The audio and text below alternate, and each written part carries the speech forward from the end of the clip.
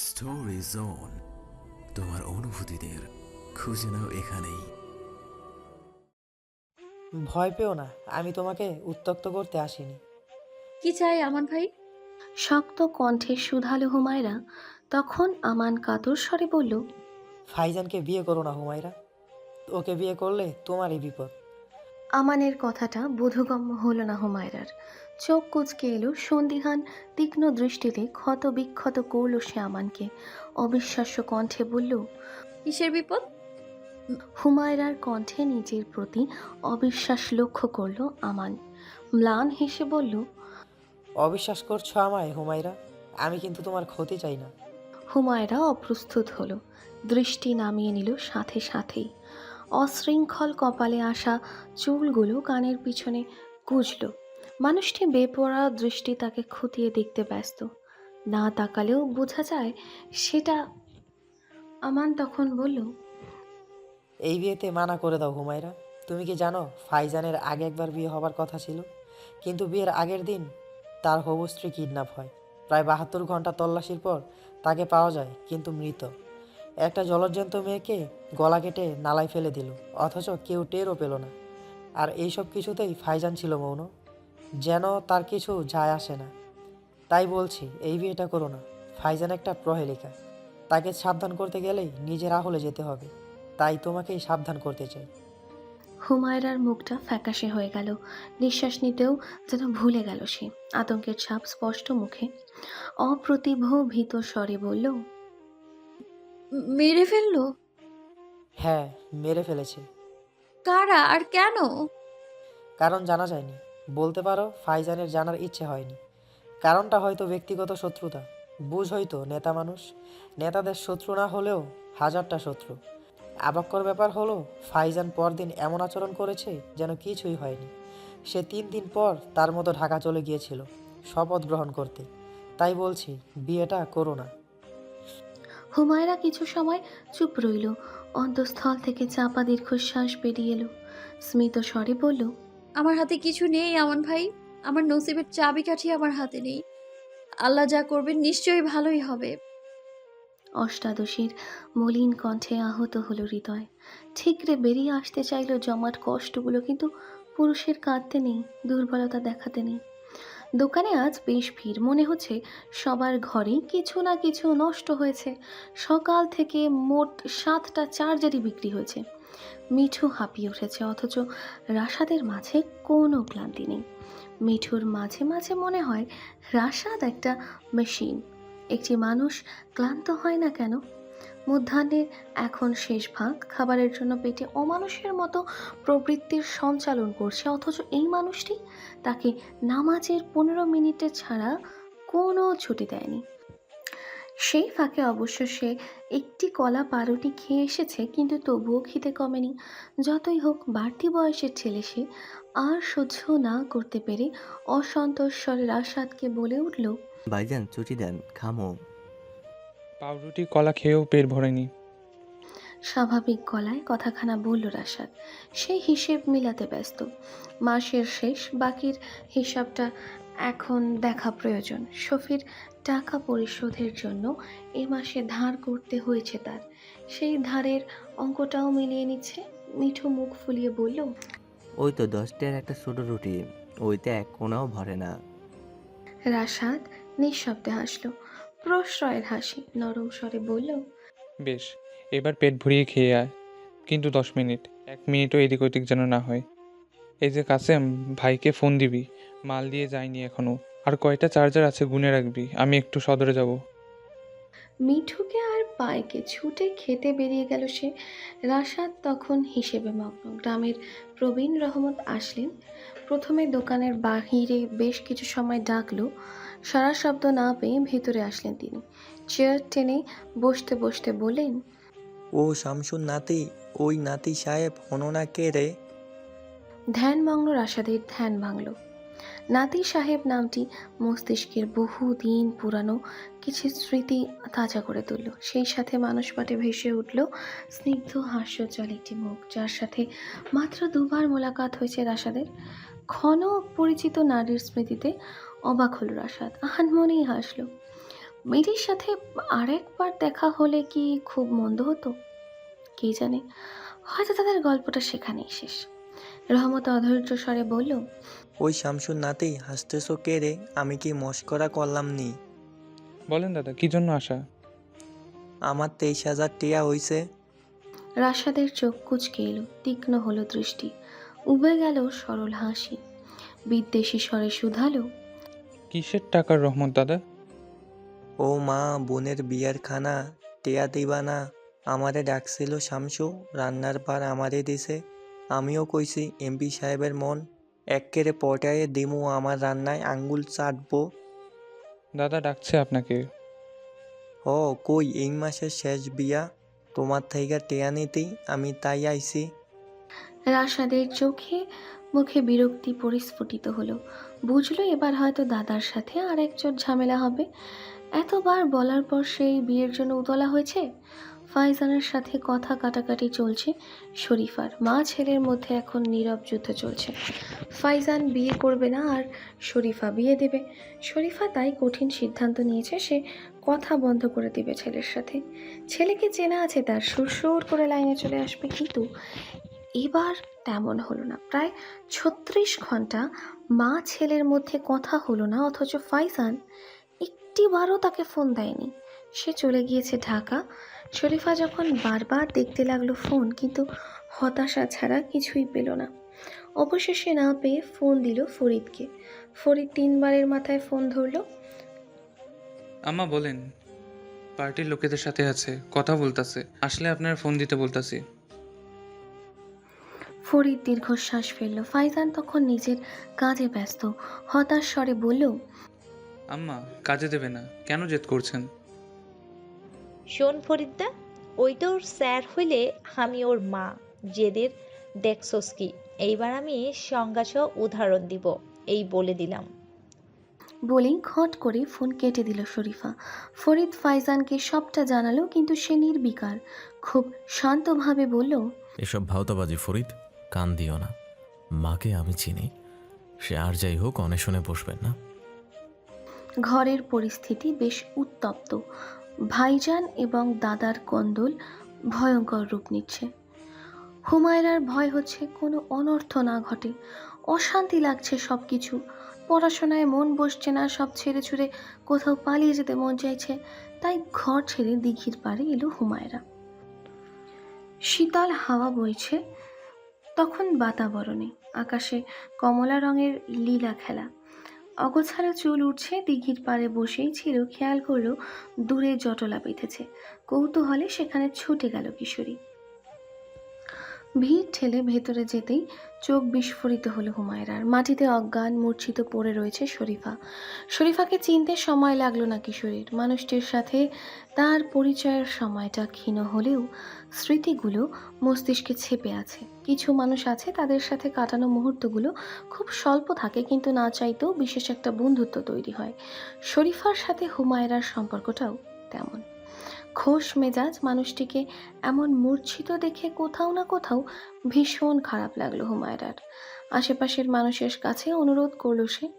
মানুষ ধরাধরি করে শরীফাকে চেয়ারম্যান বাড়িতে আনা হলো। দেলওয়ার সাহেব বোনকে দেখে খানিকটা চিন্তিত হলেন। স্ত্রীর কাছ থেকে বোনের বিগত কিছুদিনের পাগলামি সম্পর্কে সে অবগত। ফাইজান এখন ঢাকায়। সেই উছিলায় বিগত 1.5 দিন খাওয়া দাওয়া থেকে বিরতি দিয়েছেন তিনি।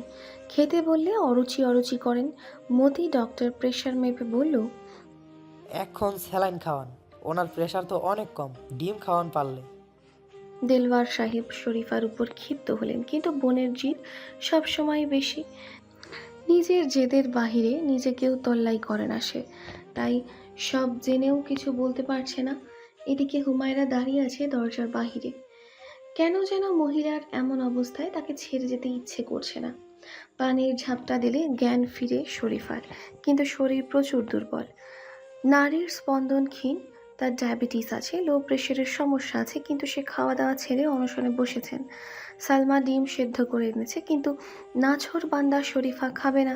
সে তার জিদ অক্ষত রেখেছে। দেলওয়ার সাহেব খুব রাগারাগি করলেন, কিন্তু কাজে দিল না। বাহিরে থেকে হুমায়রা সবটাই শুনল। অহেতুক এখানে দাঁড়িয়ে থাকার মানে নেই, তবুও দাঁড়িয়ে আছে। সালমা হাল ছেড়ে বেরিয়ে এলো। দরজার বাহিরে জুবুথুবু হয়ে দাঁড়ানো হুমায়রাকে দেখেই সে এগিয়ে এলো, তার হাতে ডিমটা ধরিয়ে বলল, একটু দেখো না যদি খাওয়াতে পারো। আমি? তুমি বললে শরীফা মানা করতে পারবে না। হুমায়রা বেশ বিপাকে পড়ল। সে বুঝলো না তার কথা কেন মানবে, কিন্তু মানাও করতে পারল না। অনুভব করলো সে শরীফার প্রতি ভালোই দুর্বল। হয়তো দুর্ঘটনার দিন তার আন্তরিক ব্যবহারের দিকে। মানুষটি বাঁচাল, একটু পাগলাটে বটে, কিন্তু খারাপ নন। তাই না চাইতেও তাকে খাওয়ানোর দায়িত্ব নিল হুমায়রা। হুমায়রা যখন ঘরের দরজায় আস্তে করে কড়া নাড়ল, শরীফা চোখ মেলে চাইলেন। হুমায়রাকে দেখেই তার নেত্রকোণে খুশির ঝলক দৃশ্যত হলো। মেয়েদুর মুখখানা উজ্জ্বল হলো। গদগদ স্বরে বলল, তুমি এখানে? ওই তো তোমাকে নিয়ে এসেছে শরীফা। সাফাই গাইল সালমা। হুমায়রা তাকে অসুস্থ অবস্থায় এখানে নিয়ে এসেছে শুনে যেন প্রসন্নতা বাড়ল শরীফার। হাত নাড়িয়ে কাছে ডাকলো সে। হুমায়রা প্রশ্রয় পেয়ে এগিয়ে গেল, চেয়ার টেনে সামনে বসলো। খুব ধীর স্বরে শুধু, আপনি এগুলো কেন করছেন? কোনগুলো? এই যে খাওয়া দাওয়া ছেড়ে দিয়েছেন। শরীফা চুপ করে রইল। হুমায়রা ডিমটা এগিয়ে দিয়ে বলল, আপনি জেদ ছেড়ে দিন চাচি। আপনাকে এমন দেখতে কারো ভালো লাগছে না, সবাই চিন্তা করছে।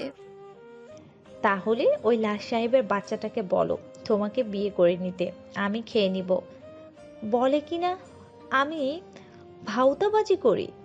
হুমায়রা একটা দীর্ঘশ্বাস পেল। ডিমটা এগিয়ে বলল, তা না খেয়ে ভিমড়ি খেলে আপনার লাট সাহেবের বাচ্চা রাজি হয়ে যাবে? আলবত। বিয়েতে রাজি হয়ে কি লাভ হবে? তুমি আমার ঘরের বউ হয়ে আসবে। কিন্তু আমি তো আপনার লাট সাহেবের বাচ্চাকে বিয়ে করতে চাই না। হুমায়রার কথায় চমকালো শরীফা। আহত গলায় বলল, আমার ছেলেকে বিয়ে করবে না তুমি? ইচ্ছে নেই। আপনিই বলুন ওনাকে বিয়ে করা যায়? আমার দাম্ভিক বেয়াদব বেরসিক বদরাগী মানুষ অপছন্দ। আর সব গুণ মাশাআল্লাহ আপনার লাট সাহেবের বাচ্চার মধ্যে আছে। কি করে বিয়ে করি বলুন তো? শরীফা কিছুটা কষ্ট পেল। নিজের ছেলের সাফাই গিয়ে বলল, আমার ছেলেটা খুব ভালো, নিজের ছেলে বলে বলছি না। আসলে ওর যে পেশা ওকে এমন করে দিয়েছে। ও রাগী নয়, একটু চাপা স্বভাবের, নিজের মধ্যেই সব কিছু চেপে রাখে। কষ্ট হলেও বলে না কষ্ট হচ্ছে। ও সবসময়ই এমন চাপা স্বভাবের। ইংরেজিতে কি জানি বলে? ইন্ট্রোভার্ট। হ্যাঁ, ওটাই। হাফসা মারা যাবার পর আরও নিজেকে আটকে ফেলেছে নিজের মাঝে। এখন যেন অনুভূতি শূন্য হয়ে গেছে। তোমাকে যখন প্রথম দেখেছিলাম আমার মন বলেছিল তুমি ফাইজানের জন্য একদম খাপে খাপ। এই ভুল ধারণা হবার কারণ? ভুল ধারণা বলছো? যে মানুষটা আমায় সহ্য করতে পারে না তার জন্য আমি খাপে খাপ? এটা তোমার এখন মনে হচ্ছে। বিয়াটা হোক, দেখবে দুজন দুজনকে চোখে হারাবে। শরীফার কথা শুনে সশব্দে হেসে উঠল হুমায়রা। মানুষটির চিন্তার পরিধি দেখে না হেসে পারছে না। তার মুখের কাছে ডিমটি নিয়ে বলল, আচ্ছা এবার খেয়ে নিন। খাবো না, অনশন ভেঙে যাবে। জেদ ভালো, কিন্তু নিজের উপর কিসের জেদ? এই যে আপনি খাওয়া দাওয়া ঔষধ ছেড়ে জেদ দেখাচ্ছেন, এটা কিন্তু ক্ষতি আপনারই হচ্ছে। যদি আপনার ছেলে রাজিও হয়, আপনার জন্য কিন্তু বিয়েটা পেছাবে। কারণ আপনি তো ভিমড়ি খেয়ে বিছানায় থাকবেন। জেদ করতে হলে অন্যভাবে করুন। অন্য কিভাবে করা যায়? শরীফার চোখে ছলকাচ্ছে অকৃত্রিম কৌতূহল। হুমায়রা বলল, আপনি খেয়ে নিলেই আমি বলবো। ঢপ দিচ্ছ? সত্যি কথা, আমি মিথ্যে বলি না। শরীফা হাসল। অবশেষে সে খেলো। খাওয়া দাওয়া শেষ করে হুমায়রা বলল, চাচি আমি এখন যাই? আরো কিছুক্ষণ থাকো না, ভালো লাগছে তো। কাল আসবো ক্ষণ। আপনাকে নিয়ে মেলায়ও যাব, পাশের গ্রামে হচ্ছে, যাবেন? যাব, মানে আলবৎ যাব। কিন্তু বললে না তো, খাওয়া বাদে কি করে আমার ছেলেকে জব্দ করা যায়? কালকে যখন আমরা বের হব কাউকে বলবো না। আপনার ছেলে আপনাকে খুঁজতে খুঁজতে চুল ছিঁড়ে ফেলবে, টাক হয়ে যাবে। তখন তাকে ফোন করে জানাবো। সে যদি কথা না শুনে তবে আপনি আর ফিরবেন না। হুমায়রা বুদ্ধি পছন্দ হলো শরীফার। গদগদ কণ্ঠে বলল, বেশ বুদ্ধি তো। আগে আমার মাথায় আসেনি কেন? খাবার না খেলে বুদ্ধি পাথর হয়ে যায়। হুমায়রার কথায় হেসে ওঠে শরীফা। হুমায়রা তার কাছে থেকে বিদায় নিয়ে বেরিয়ে পড়ল। ঘর থেকে বের হতেই মুখোমুখি হলো ফাইজানের। ফাইজান হন্তদন্তের মতো হেঁটে আসছিল, হুমায়রার সাথে প্রায় ধাক্কা লেগেই যাচ্ছিল। হুমায়রাকে দেখেই দাঁড়িয়ে গেল, চোখে মুখে বিস্ময়, অবাক স্বরে বলল, আপনি এখানে? চাচি দিঘির ওখানে বেহুশ হয়ে গিয়েছিলেন, আমার চিন্তা হচ্ছিল তাই এসেছি। ফাইজানের দৃষ্টি সরু হলো, ধার বাড়ল। বিস্ময় প্রকাশ না করলেও কিছুটা বিস্মিত হয়েছে বটে। এই মেয়েটা সব সময় তাকে অবাক করে। অবাক হয় তার উজ্জ্বল তেজি দৃষ্টিতে, অবাক হয় তার ভনিতাহীন অঙ্গভঙ্গিতে। সে ভয় পায় না বললে ভুল হবে, কিন্তু সেই ভয় তাকে কাবু করে না। ফাইজানের তীক্ষ্ণ দৃষ্টিতেও সে কাবু হয় না। নিশ্চুপ কিছু সময় তাকিয়ে রইল সে হুমায়রার দিকে। হুমায়রা কিছুটা অপ্রস্তুত হলো, পলকহীন দৃষ্টি তাকে বিব্রত করলো। ফাইজান ঘড়ির দিকে এক দফা তাকিয়ে বলল, দেরি হয়ে যাচ্ছে, আপনি বাসায় যান। হুমায়রা মাথা দুলালো, কিন্তু কিছু একটা ভেবে বলল, আপনাকে একটা কথা বলে রাগ করবেন? সরু নজরে তাকালো ফাইজান, দৃষ্টিতে কৌতূহল। হুমায়রা সাহস করে বলল, যতই বিত্তশালী হন না কেন, মা নামক ছায়াটা না থাকলে পৃথিবীর সব প্রাচুর্যই অপ্রচুর। তাকে কষ্ট দিবেন না প্লিজ। মাকে কষ্ট দিতে না হলে তো আপনাকে বিয়ে করতেই হবে। করবেন আমায় বিয়ে? আমানের কাছ থেকে সব জানার পর সাহস হচ্ছে? ফাইজানের স্বাভাবিক স্বরে হুমায়রা তাজ্জব হলো, বিমূঢ় দৃষ্টিতে চাইল, কিছু সময় ভাষাহীন রইল ঠোঁটজোড়া। মনে মনে আওড়ালো, কি করে? ফাইজান হাসল, বিচিত্র সেই হাসি। বিদ্রুপাত্মক কণ্ঠে বলল, আপনি আমার সম্পর্কে না জানলেও আমি আপনার সম্পর্কে প্রায় সবই জানি। এটাও জানি আপনার দাদা আর ভাইজানের মাঝে বিয়ে নিয়ে ঝামেলা হচ্ছে। আমার কিন্তু আপনাকে বিয়ে করতে আপত্তি নেই। এই জেদ আমি আপনার জন্য ধরেছি। এখন বলুন, করবেন আমাকে বিয়ে? বলুন। হুমায়রার চোখ বিস্ফোরিত হলো। ফাইজানের কথাগুলো বিশ্বাসযোগ্য হলো না, কিন্তু অবাক হলো এই ভেবে ফাইজান তার সম্পর্কে সব জানে। আসলেই কি সব জানে? মানুষটি সত্যি একটি প্রহেলিকা। হুমায়রা দাঁড়ালো না, হন হন করে বেরিয়ে গেল। ফাইজান কিছু সময় তাকিয়ে রইল হুমায়রার যাবার পানে। মেয়েটির মায়িক দৃষ্টিতে আজ হরেক রকম অনুভূতি ধরা দিয়েছে, কিছুটা ভয়, কিছুটা কৌতূহল, কিছুটা বিস্ময়। ফাইজান নিঃশব্দে হাসল, এরপর মায়ের ঘরে প্রবেশ করলো। মা মুখ ফুলিয়ে আছে, খাওয়া দাওয়া ছেড়ে মুখখানা মলিন হয়ে আছে। ফাইজান কথা বলতে চাইলেও সে বলল না। ফাইজান দুবার চেষ্টা করলো, কিন্তু ব্যর্থ হলো। পাশের ছোট টেবিলে আধোয়া প্লেট খেয়ে নিশ্চিত হলো মা খেয়েছে। মায়ের ঘর থেকে বের হতেই মামির সাথে দেখা হলো। ফাইজানকে দেখে তিনি গদগদ স্বরে বললেন, ফাইজান বাবা, তুমি হিরেকে পায়ে ঠেলো না। মামির কথার মর্মার্থ প্রথমে না বুঝলেও যখন তিনি হুমায়রার গুণগান করতে লাগলেন তখন বুঝলো কাহিনী কোথায়। হুমায়রা মেয়েটি আরও একবার তাকে অবাক করলো। মেয়েটির তাহলে গুণও আছে? সাদা খাতার উপর শুধুই কাটাকাটি করছে হুমায়রা। তার মস্তিষ্ক বিচলিত। ফাইজান নামক মানুষটি তার এলোমেলো মস্তিষ্কের জন্য দায়ী। বারবার লোকটার কথাগুলো মাথায় পর্যাবৃত্ত গতিতে ঘুরছে। করবেন আমাকে বিয়ে? কথাটা আলোড়ন তৈরি করছে বারে বারে। মানুষটি তার সম্পর্কে সব জানে, নিশ্চয়ই এটাও জানে আমার তাকে পছন্দ করে, তবুও তার বিয়েতে আপত্তি নেই। সে নাকি হুমায়রার জন্য বিয়েতে অমত করেছে, কিন্তু কেন? বিরক্তিতে চোখ মুখ কুঁচকে এলো। নিজের উপর বিরক্তিটা একটু বেশি। কেন ভাবছে ওই লোকটাকে নিয়ে এসে? কেন? সন্ধ্যের গন্ধ মিলিয়ে নিকষ কৃষ্ণ রাত ঢলে পড়েছে শহরে। কর্মব্যস্ত মানুষেরা পঙ্গপালের মতো ছুটছে নিজের বাড়ি। বাসের জন্য অপেক্ষায় আছে রাশাদ। সদর থেকে গ্রামে ফিরবে।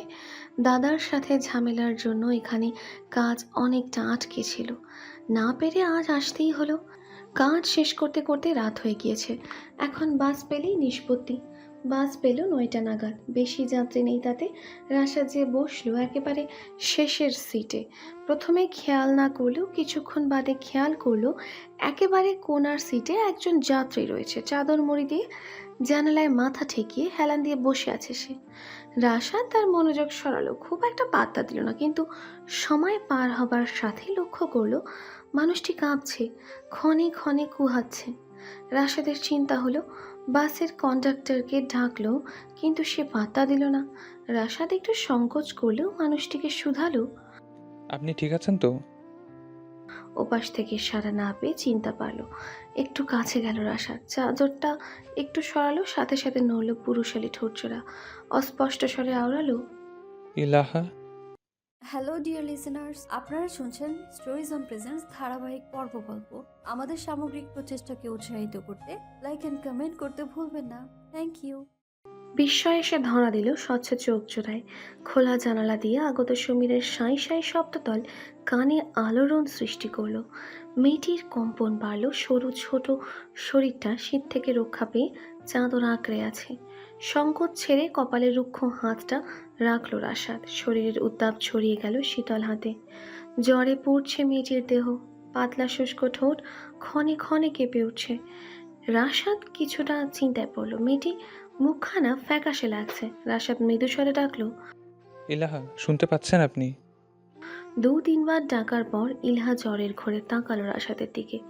মেয়েটির চুল খোলা, অবিন্যস্ত, বারবার লেপটে যাচ্ছে ছোট্ট মুখে। জ্বরের ঘোরেই আওড়ালো, পানি খাবো। খুব আস্তে বললেও শুনতে কষ্ট হলো না রাশাদের।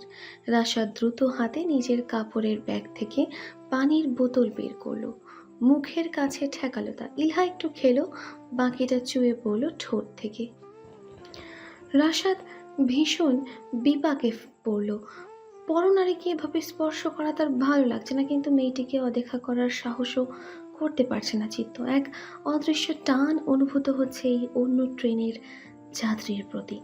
তপ্ত নিঃশ্বাস ফেলল সে। পকেটের রুমাল দিয়ে মুখখানা মুছিয়ে দিল, চুলগুলো গুজে দিল কানের পেছনে। চাদরটি আবার মাথায় টেনে দিল। ইলহা আবার ঘুমিয়ে পড়ল, কিন্তু ঝামেলা হলো জ্বর। তন্দ্রাগ্রস্ত ইলহা মাথা হেরে পড়ল রাশাদের ঘাড়ে। তাকে সরাতে গেলে সে আরও প্রগাঢ়ভাবে তাকে জড়িয়ে ধরল, শক্ত করে খামচে ধরল তার শার্ট। এমন অসতর্কতা কি ভালো? এখানে রাশাদের বদলে অন্য কেউ তো হতে পারত। খারাপ লম্পট ছেলে হলে কি এত নিশ্চিন্তে ঘুমাতে পারত মেয়েটি? রাশাদ শান্ত চোখে তাকিয়ে রইল মেয়েটির ক্লান্ত মলিন মুখে। রাস্তার সোডিয়ামের আলো একটু বাদে বাদে ক্ষণিকের জন্য আলোকিত করছে অন্ধকারাচ্ছন্ন বাসের সিট। এই ক্ষণিক আলোতেই ছোট মুখটির দিকে অপলক দৃষ্টিতে চেয়ে রইল রাশাদ। মেয়েটির সাথে এভাবে দেখা হবে কল্পনাও করেনি। সাথে সাথেই কর্ণকুহরে আন্দোলিত হলো নাতি সাহেব ডাকটি। কোমল হলো দৃষ্টি। বুক থেকে চাওয়া সত্ত্বেও সরিয়ে দিল না ইলহাকে। হরেক প্রশ্ন মনে জাগলো। এই রাতে এই বাসে এমন অবস্থা কেন মেয়েটি? কিন্তু জ্বরের তাপ তার শরীরের রন্ধ্রে রন্ধ্রে ছুঁয়ে যাচ্ছে, তাই প্রশ্নগুলো তুলে রাখলো মেয়েটির স্বাভাবিক হওয়া অবধি। পিচের মসৃণ রাস্তায় চলছে বাস, উদ্দেশ্য উপজেলা অবধি। ক্লান্ত রাশাদও কখন যে চোখ লেগে এলো টের পেল না। পৃথক ট্রেনের যাত্রীর ক্রসিং বাদেই দেখা হলো এই নির্জন কোলাহলহীন নিগুড় রাতে। কুয়াশার তীব্র সাদা চাদর ঘেরা ভোরে চলছে বাস। হিমশীতল সময় ছুঁয়ে যাচ্ছে ইলহার মুখ। ঠান্ডা লাগছে, তবে শরীর ঘামছেও। চিপচিপে এক অনুভূতি। মাথা ব্যথা করছে ভীষণভাবে। খুব আস্তে কষ্টে সুষ্টে চোখ মিলল সে। চোখ মেলতেই প্রথমে যা নজরে পড়ল তা হলো একটি পুরুষের কলাপাতা রঙের চেক শার্ট। ঝিমুনি দিয়ে উঠল মস্তিষ্ক। নিজের অবস্থান বুঝতে সময় লাগলো কিছু সময়। ধাতস্থ হতেই ছিটকে সরে পড়ল। সাথে সাথেই লক্ষ্য করলো ঘুমন্ত রাশাদের মুখ। ইলহা বুক থেকে সরে যেতেই রাশাদের ঘুমে ব্যাঘাত ঘটল। ছোট ছোট করে চোখ মেলতেই দৃষ্টির সামনে ভেসে উঠল ইলহার ত্রস্ত মুখখানা। ভয়ে সিটিয়ে আছে সে এক কোণায়। রাশাদ কপালের সামনের চুলগুলো ডান হাতে পেছনে ঠেলল, গভীর গাঢ় স্বরে বলল, এখন কেমন লাগছে আপনার শরীর? জ্বর জ্বর লাগছে কি? ইলহার মাঝে ভীষণ লজ্জা দলা পাকালো। কণ্ঠে পিপাসায় কাঠ হয়ে গেছে। কথা বের হলো না খুব একটা। শুধু খুব আস্তে বলল, না। রাশাদ আর অপেক্ষা করলো না উত্তরের। বাহিরের দিকে চাইল। উপজেলার খুব কাছে বাস। নিজের ব্যাগটা ঘাড়ে নিল, হাত পা টানা দিল। মাজা ধরে এসেছে, ভীষণভাবে ঝিনঝিন করছে হাত। কন্ডাক্টরকে হাঁক দিল। বেটা তখন ঘুমে বিভোর। রাশাদ তার কাছে গিয়ে হালকা ধাক্কা দিয়ে বলল, এ মামা, নামবো, উঠেন উঠেন। পর মুহূর্তে ইলহার মুখের দিকে চেয়ে স্বাভাবিক স্বরে বলল, কোথায় যাবেন আপনি? ইলহার ছোট মুখখানায় মেদুর নামল। দিশাহীন চাইল, গন্তব্য যেন জানা নেই তার। তাকে ফ্যাল ফ্যাল করে তাকিয়ে থাকতে দেখে রাশাদ আবার শুধালো, বাস কিন্তু এখানে শেষ নামবে, আপনি কোথায় যাবেন? আলতো করে খুলল পাতলা অধর। খুব আস্তে বলল, জানি না। বাস স্ট্যান্ড থেকে 2 মাইল দূরে টিনে ঘেরা ছোট্ট দোকান। দোকানি বৃদ্ধ বৃদ্ধা, খরিদ্দারের অভাব নেই। ব্যস্ত জনসামগ্রীর ভিড়ে একদম শেষ টেবিলে মুখোমুখি বসে আছে রাশাদ এবং ইলহা। ইলহা গ্রাসে খাচ্ছে নাস্তা। রাশাদ নিষ্পলক চোখে তাকিয়ে আছে তার কলুষতাহীন মাইক মুখে। মেয়েটি এমনভাবে খাচ্ছে যেন কতদিন খায়নি। পরপর 3টে পরোটা শেষ করে অসহায় চোখে তাকালো রাশাদের দিকে সে। রাশাদ নিঃশব্দে হাসলো। ছোট্ট ছেলেটাকে ডেকে বলল, আর একটা পরোটা দিয়ে যেও, আসলে ক্ষুধা লেগেছে খুব। বুঝলাম। খুব স্বাভাবিক স্বরে উত্তর দিল রাশাদ। গরম চায়ের কাপে চুমুক দিয়ে খুব শান্ত স্বরে বলল, কি ভাবলেন? কি বিষয়ে? পরোটার শেষ অংশটুকু মুখে পড়তে পড়তে প্রশ্ন করল ইলহা। রাশাদ সরু দৃষ্টিতে চাইল, চায়ে দ্বিতীয়বার চুমুক দিয়ে বলল, কোথায় যাবেন কিছু ভাবলেন? ইলহা থেমে গেল, মাথা নামিয়ে নিল। মুখখানা মলিন হয়ে গেল, দৃষ্টি টেবিলে আবদ্ধ। ভাবনায় ডুবল মেয়েটি। তত সময়ে পরোটা চলে এলো। রাশাদ প্লেটটা এগিয়ে দিয়ে গম্ভীর স্বরে বলল, আমার মতে আপনার বাসায় চলে যাওয়া উচিত, সেটাই ভালো হবে। না। আতঙ্কিত কুণ্ঠিত কণ্ঠে উত্তর দিল ইলহা। মুহূর্তে ভীষণ ভয় ত্রাস হামলে পড়ল ছোট মুখখানায়। রাশাদ অবাক স্বরে বলল, কিন্তু কেন? আর বাসায় না গেলে যাইবেন বা কোথায়? একা একজন মেয়ে মানুষ, নিজের নিরাপত্তার কথা তো চিন্তা করবেন। আপনি আমার অবস্থা বুঝতে পারছেন না। আমার পরিবারের লোকদের আপনি চেনেন না। আমি গেলেই আমার বিয়ে দিয়ে দেবেন। আমি বিয়ে করতে চাই না বলেই তো পালিয়েছি। কিন্তু হলফ করে বলতে পারি তারা আপনার জন্য চিন্তা করছে। কেউ চিন্তা করছে না, তারা শুধু নিজের মান সম্মানেরই চিন্তা করছে। আমার বাবার কাছে আমার চেয়ে তার মান সম্মান বেশি প্রিয়। আর আমার মা, সে তো একটা কাঠের পুতুল। আমি বাড়ি ফিরবো না। আমি হারিয়ে যেতে চাই, এমনভাবে বিলীন হয়ে যেতে চাই যেন কেউ আমাকে খুঁজে না পায়। কথাটা বলতে বলতেই গলা ধরে এলো ইলহার। গতবার যখন দেখা হয়েছিল তখন সে প্রাণোচ্ছল মেয়েটিকে আবিষ্কার করেছিল রাশাদ। আজ তার কিছুই নেই, বরং মলিন বিষণ্ণ একখানা মুখকে দেখছে সে, যার হৃদয়ে জমে রয়েছে সীমাহীন বিষাদ, আক্ষেপ, ঝাঁঝালো কষ্ট। রাশেদের ইচ্ছে হলো মেয়েটির অব্যক্ত কথাগুলো শুনতে, কিন্তু নিজ দায়রা অতিক্রম করলো না। ইলহার জন্য কেনা ওষুধ এগিয়ে দিয়ে এখানে নাপা আছে, নাস্তার শেষে খেয়ে নিন। আর আমি আধ ঘন্টা এখানে থাকবো, তার মধ্যে ঠিক করে আমাকে আপনার বাড়ি আশ্রয় দেবেন?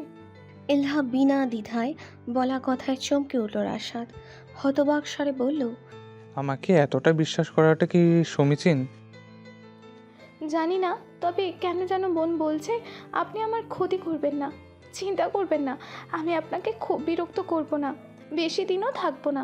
আমার বান্ধবী রংপুর গেছে, ও চলে আসলে আমি ওর কাছে চলে যাব। মলিন স্বরে কথাটা বলল ইলহা। রাশাদ তপ্ত নিঃশ্বাস ফেলল, কিছু একটা ভাবলো, এরপর বলল, নসিবনে চড়ার অভ্যাস আছে। মধ্যাহ্নে প্রথম ভাগ। কড়া সূর্যের তেজি কিরণে ঝলসে যাচ্ছে উঠোন। বাড়ির পেছনের পুকুর থেকে মাত্র গোসল সেরে এসেছে হুমায়রা। ভেজা চুলের পানিতে ভিজে গিয়েছে পিঠ। মাত্র গোসল করেও এক নিমেষেই রৌদ্রতাপে ঘেমে গেল শরীর। ধোয়া কাপড়গুলো নেড়ে দিতে দিতেই কপালে ঘাম জমল। গায়ের ওড়নাটা তখন বেখেয়ালে একপাশে গায়ে ফেলে রেখেছে সে। অসচেতন বেপরোয়া কিশোরী যখন নিজের কাজে ব্যস্ত, তখনই আগমন ঘটল ফাইজানের। অসংযত নিয়ন্ত্রিত চোখ জোড়া অসতর্ক কিশোরীকে দেখতে লাগলো নিশ্চুপভাবে। হুমায়রা তখন কাপড় মেলতে ব্যস্ত, টেরও পায়নি কেউ তাকে গভীর নয়নে দেখছে। কাজ শেষ করে পিছনে ফিরতেই আঁতকে উঠল সে। হাত থেকে বালতিটা পড়ে বেশ শব্দ করলো, কিন্তু ফাইজান তখন নির্বিকার। ঘাবড়ানো স্বরে সে বলল, আপনি এখানে? ভেতর ঘর থেকে শরীফার অট্টহাসির শব্দ ভেসে আসছে। অর্থাৎ সে একা আসেনি, বরং আসতেও চায়নি, কিন্তু মায়ের জিদের পরাস্ত হয়ে তাকে আসতে হয়েছে। কোনো মেলার লোভ দেখিয়েছে হুমায়রা তাকে, সেই লোভে মহিলা সবাইকে ব্যতিব্যস্ত করে তুলেছে। অবশেষে না পেরে আসতেই হলো ফাইজানকে। শরীফা সরাসরি ঘরে লাগোয়া বারান্দা দিয়ে আতিয়া খাতুনের ঘরে গেলেন। তাকে দেখেই আতিয়া খাতুন আহ্লাদে আটখানা, আর ফাইজান দাঁড়িয়েছিল উঠানের এক কোণে। তখনই নজর গেল দুই ঘরের মাঝের ফাঁকা জায়গায়। সোনা রোদের ঝলকানিতে সদ্য স্নান করা নারীর অবয়ব কৌতূহল জাগিয়েছিল ফাইজানের চিত্তে। তাই তো বিনা শব্দে ধীর পায়ে এসে দাঁড়ালো সে। নিষ্পলক চেয়ে রইল কিশোরীর দিকে। ভেজা চুল, ঘরমাক্ত মুখ, রোদে লালচে হওয়া কোমল গাল, কিন্তু সৌন্দর্যে কার্পণ্য নেই। মা সত্যি বলেছে, মেয়েটি সুন্দরী। ফাইজানের অনিয়ন্ত্রিত প্রগাঢ় নয়নে অপ্রস্তুত হলো হুমায়রা। সতর্কতার সাথে চট জলদি নিজেকে গুছিয়ে নিল, কড়া স্বরে বলল, আপনি এখানে কি করছেন? এটা ভেতর ঘরের অংশ, এখানে আপনার আসা বারণ। নিজের হবু স্ত্রীর ঘরে আসা বারণ? হবু স্ত্রী কথাটা শুনতেই থমকে গেল হুমায়রা। হতবাক চাইল। ফাইজান বাঁকা হাসলো, সেই হাসিতে তার ছেলের অস্তিত্ব খুঁজে পেল হুমায়রা। হাসি অক্ষত রেখে বলল, আপনার তো দেখছি কথা জ্ঞান নেই। মানে? আজ মাকে কি কথা দিয়েছিলেন মনে নেই? হুমায়রার তখন মনে পড়ল আজ তো শরীফাকে নিয়ে যাবার কথা মেলায়। ফাইজান ব্যস্ত স্বরে বলল, তৈরি হয়ে নিন। আপনিও যাবেন নাকি? আমার মাকে অন্য কারোর উপর ছেড়ে দেবার মতো আক্কেলহীন আমি নই। বলেই সেখান থেকে প্রস্থান করল ফাইজান। হতবম্ব চেয়ে রইল হুমায়রা। এই মানুষের সমস্যাটি কি? এমন কেন একটি মানুষকে হতে হবে? তৈরি হয়ে ঘরে যেতেই দেখল দাদা দাদি আপ্যায়নে ব্যস্ত। হুমায়রাকে দেখেই আতিয়া এসে বললেন, বুবু, তারা তো খাইতে চাইতেছে না। কুটুম মানুষ না খাওয়াইয়ে পাঠাই কি কইরা? হয়তো খেয়ে এসেছেন। কি কস? এডি কইলে কি হইবনি? এক কাম কর, তুই ঝটপট কিছু বানাই দে। শরীফার কানে যেতেই সে বলল, চাচি, কিছু খাবো না, খেয়ে এসেছি। এটা কইলে হয়? যা বুবু, শরবত অন্তত দে। হ্যাঁ, এটা খাওয়াই যায়। শরীফা কিছু বলার আগেই ফাইজান কথাটা বলল। তার সম্মতি পেয়ে হুমায়রাকে জোরপূর্বক রান্নাঘরে পাঠালেন আতিয়া খাতুন। ফাইজানের দিকে চোখ মুখ খিঁচে তাকালো হুমায়রা। লোকটি নির্লজ্জের মতো হাসছে। একটি মানুষ এত অভিনয় কি করে পারে? বাধ্য হয়েই শরবত বানিয়ে আনলো হুমায়রা। ফাইজান শরবতের গ্লাসটা হাতে নিল, এক চুমুক দিয়েই গ্লাস রেখে দিল। শরীফা সেটাতেই বলল, একটু বেশি মিষ্টি। এত মিষ্টি আমি খাই না। হুমায়রা কঠিন দৃষ্টিতে তাকালো তার দিকে, কিন্তু এখনও নির্বিকার ফাইজান। একদম নিপুণভাবে অদেখা করল সে।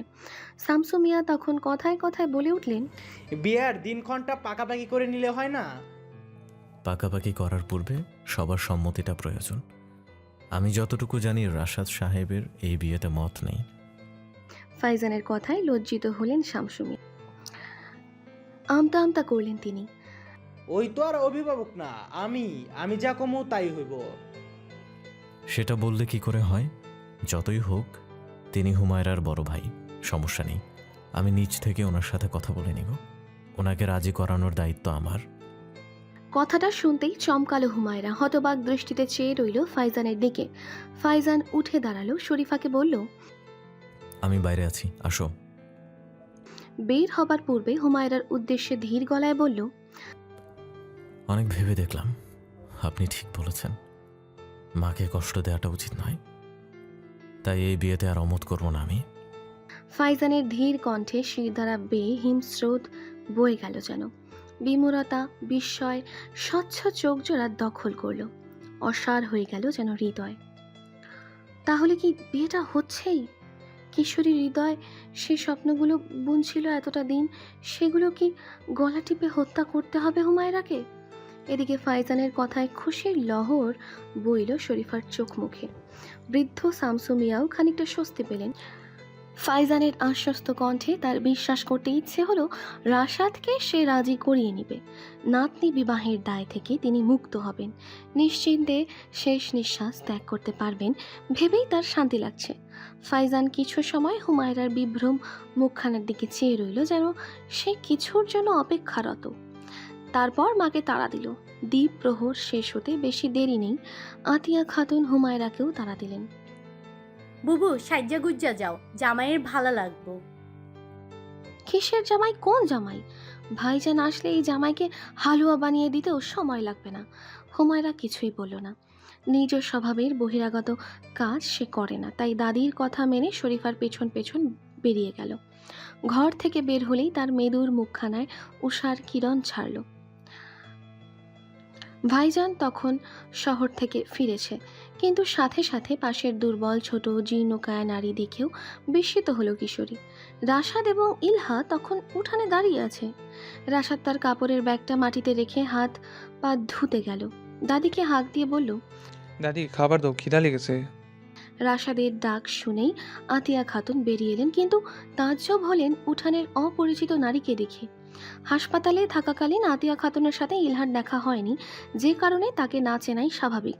আর শহর থেকে অজানা নারীকে বাড়ি নিয়ে আসার মতো ছেলে রাশাদ নয়। সে ইহজনমে কোনো নারীর দিকে প্রেম দৃষ্টিতে তাকিয়েছে বলে জানা নেই আতিয়া খাতুনের, তাই তাজ্জব হওয়া জায়েজ।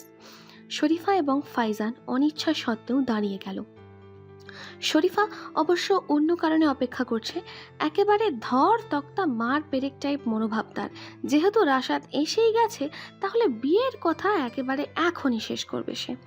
ছেলের মতিগতির ঠিক নেই, বেঁকে বসতে সময় নেয় না। হাত মুখ ধুয়ে এসে ইলহাকে জুবুথুবু হয়ে দাঁড়িয়ে থাকতে দেখল রাশাদ। স্বাভাবিক কণ্ঠে বলল, হাত মুখ ধুয়ে আসেন, খাবেন কি? ইলহা সামনের মানুষগুলো বিস্মিত বিভ্রম কুণ্ঠিত নয়নের ধারে অপ্রস্তুত হয়ে দাঁড়িয়ে আছে। অপরিচিত মানুষগুলোকে দুম করেই তো বলা যায় না খেতে দিন। যদিও সে বিনা দ্বিধায় রাশাদের সাথে তার বাড়ি চলে এসেছে, কিন্তু এখন বেশ সংশয় হচ্ছে, বিব্রতও লাগছে। রাশাদ তার পরিবারের লোকের দিকে তাকালো। হুমায়রা এবং আতিয়া তার মুখপানে চেয়ে আছে। মেয়েটির পরিচয় জানার লক্ষ্যে রাশাদ বিনা সংকোচে বলল, উনি ইলহা, আমাদের সাথে কিছুদিন থাকবেন। ওনারে তুমি চেনো কেমনে রাশাদ? দাদির প্রশ্নে কিছুটা সময় নেয় রাশাদ। সত্যিবাদী রাশাদের মাঝে কিছুটা দ্বিধা স্থান পায়। সত্যটা বললে ঘরের মানুষের ভাবমূর্তি কেমন হবে জানা নেই। তখনই পাশ থেকে ইলহা বলে উঠল, আমি এখানে নতুন, গ্রামে কিছু কাজে এসেছি, কিন্তু কোথায় থাকবো বুঝতে পারছিলাম না। রাশাদ সাহেবের সাথে আমার পরিচয় হাসপাতালে হয়েছিল। শামসু সাহেবের অসুস্থতার সময় যখন ওনাকে চেক আপে এসেছিলাম তখন। এখানে চিনি না আমি, তাই ওনার থেকে সাহায্য চাওয়া। আপনি ডাক্তার? জি। ওনারে চিকিৎসা করেছিলেননি? জি। আতিয়া খাতুনের সংশয় মুহূর্তেই কেটে গেল। স্বামীর চিকিৎসার সরল হাসি ফুটে উঠল ঠোঁটে। বিনা দ্বিধায় অতিথিকে তিনি আপন করে নিলেন। আপনি তালিবুবুর লগে থাকবেন। ইলহা অবাক হলো মানুষটির সারল্যে। শুধু স্বামীর চিকিৎসার কথা শুনেই সে সব ভুলে গেলেন? ইলহার কোনো খারাপ মতলবও থাকতে পারত, অথচ তিনি বিনা সংশয়ে তাকে বরণ করে নিলেন। শরীফা সেই সময় বলে উঠল, আজ আমরা যাই, পরে একদিন রাশাদের সাথে কথা বলবো। যেহেতু মেহমান এসেছে, হুমায়রার আজ যাবার প্রয়োজন নেই। শরীফার কথায় রাশাদ সেদিকে তাকালো। এত সময় পর সে লক্ষ্য করলো এখানে বাহিরের মানুষও উপস্থিত। ফাইজানের দিকে চোখ পড়তেই চোয়াল শক্ত হলো, দৃষ্টিতে অসম্ভব কাঠিন্য প্রকাশ পেল। কিন্তু ফাইজান বরাবরের মতোই নির্বিকার নির্লিপ্ত, তার চোখ হাতের সোনালি বেল্টের ঘড়িতে। শীতের বেলা না বের হলে সন্ধ্যা হয়ে যাবে চোখের পলকে। রাশাদ রুক্ষ কণ্ঠে প্রশ্ন করল, হুমায়রা কোথায় যাবে? ওনাদের সাথে মেলায়। আতিয়া খাতুন সাথে সাথেই উত্তর দিল এবং শরীফার উদ্দেশ্যে খুব বিনয়ী স্বরে বলল, কি কন, ওর লাইগা কত সময় অপেক্ষা করলেন, আর ওই যাবে না? মেহমান আমি সামলাই নিমু। বুবু তুমি যাও হেগোর লগে। না হুমায়রা, কোথাও যাওয়া হবে না। নির্দ্বিধায় বারণ করে দিল রাশাদ। হুমায়রা চুপ করে রইল, মনে মনে খানিকটা স্বস্তিও পেল। শরীফার সাথে সারাদিন থাকতেও তার আপত্তি নেই, কিন্তু ফাইজানের সাথে সময় কাটানোর কথা ভেবে অস্বস্তি লাগছিল। রাশাদের এমন রূঢ় আচরণে খানিকটা মনক্ষুণ্ণ হলো শরীফা, ফলে বলেই বসলো, আমাদের সাথে যেতে আপত্তি কোথায়? আপত্তি আর আপত্তি, গতবার কি হয়েছিল আমি কিন্তু ভুলিনি। হ্যালো ডিয়ার লিসেনার্স, আপনারা শুনছেন স্টোরিজ অন প্রেজেন্স ধারাবাহিক পর্ব গল্প। আমাদের সামগ্রিক প্রচেষ্টাকে উৎসাহিত করতে লাইক অ্যান্ড কমেন্ট করতে ভুলবেন না। Thank you.